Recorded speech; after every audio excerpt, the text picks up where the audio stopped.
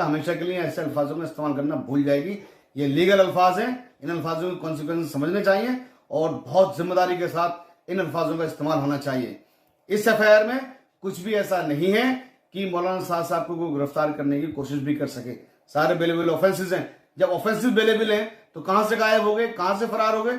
शर्म आनी चाहिए इस मीडिया को जिस तरह की बातें करती है। क्या ये किस तरह के सवाल किए गए हैं आपसे? किस तरह की क्राइम ब्रांच ने किस तरह के सवाल पूछे हैं? किससे जुड़े हुए हैं? क्या लॉकडाउन से लेकर या उस दिन कितने लोग थे, क्या थे? किस तरह के सवालात किए गए हैं आपसे जिसका जवाब देना है आपको? देखिए, सवालात और सवालात के जवाब ये जांच का विषय है। मेरा अपना मानना यह है, being officer of the court, being an advocate, कि इन्वेस्टिगेटिंग एजेंसी और जिससे सवाल पूछे जा रहे हैं ये उनके बीच की चीजें हैं। इसमें इन्वेस्टिगेशंस हैम्पर हो सकती हैं, इसलिए ना तो मैं उन सवालों को उजागर कर सकता हूं और हम जो उसका जवाब दे रहे हैं ना उन जवाबों को उजागर कर सकते हैं। ये जांच की विषय है, जांच की चीजें हैं। पुलिस इन्वेस्टिगेशन कर रही है। हमने जितने भी सवाल उन्होंने पूछे हैं, हम एक एक सवाल का जवाब उनको देंगे, एक एक सवाल का जवाब हम उनको देना चाहते हैं और हमें देना भी चाहिए। उसके लिए हमने उनको रिटन में एप्लीकेशन दी है, हमने कुछ उनसे टाइम शॉर्ट किया है, टाइम मांगा है, क्योंकि सवालात ऐसे हैं कि उसमें कई डिपार्टमेंट्स हैं, कई गवर्नमेंट के ऑफिसेज हैं जहां से हमें डॉक्यूमेंट्स निकलवाने होंगे।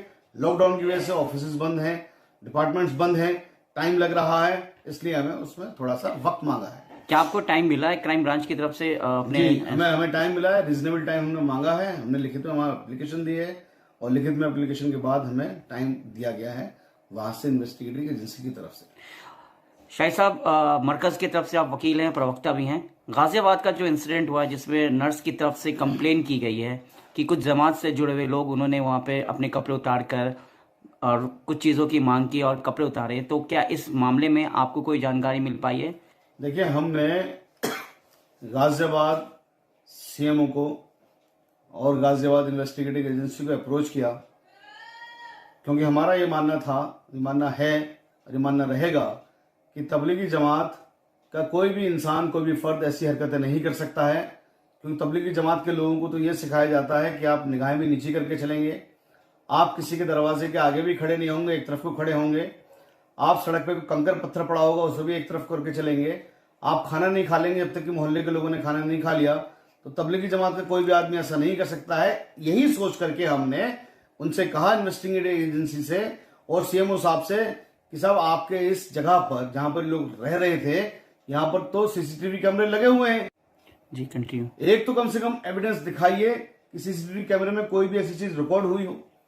अगर कोई भी ऐसे काम हुआ होगा, ऐसी चीज हुई होगी, तो सीसीटीवी कैमरा तो अंधा नहीं हो गया होगा, सीसीटीवी कैमरे ने तो अपनी रिकॉर्डिंग बंद नहीं कर दी होगी, तो आप दिखा दीजिए। तो कोई भी चीज वो नहीं दिखा पाए। सोशल मीडिया का जमाना है, हर आदमी के पास में स्मार्टफोन होते हैं, जो कि नर्सेज के पास भी होंगे, तो वहां से भी कोई क्लिपिंग नहीं दिखा पाए। देखिए, आपने ऐसा साहब, आप ओरल तो कोई भी कंप्लेंट कर दीजिए, हम ये नहीं कह रहे कंप्लेंट झूठी है, कंप्लेंट की तफ्तीश होनी चाहिए, कंप्लेंट तफ्तीश करे इन्वेस्टिगेटिंग एजेंसी। हम सिर्फ ये बात कह रहे हैं कि अगर वो सच्चे हैं तो उनको सीसीटीवी कैमरा दिखाने में क्या नुकसान है, क्या फर्क है। हम ये नहीं कह रहे पब्लिक को दिखाइए, आप कम से कम हमें तो दिखा दीजिए। तो क्या जवाब मिला आपको? क्या उन्होंने हमसे ये कहा कि सीसीटीवी कैमरा की कोई रिकॉर्डिंग उनके पास नहीं है। हमने यही कहा कि सीसीटीवी कैमरे की आपके पास रिकॉर्डिंग दिखा दीजिए, वरना ये जो आपकी एफआईआर है हम इसको फर्जी मानते हैं और हमसे दरख्वास्त करते हैं कि आप इस एफआईआर को अच्छी तरह से इन्वेस्टिगेशन करिए। और हमें यकीन है, देखिए 80 से 90% एफआईआर या कंप्लेंट झूठी पाई जाती है। इस तरह की जो कंप्लेंट्स होती हैं, ये एक फैक्ट है, एक सच्चाई है, इसे कोई मना नहीं कर सकता।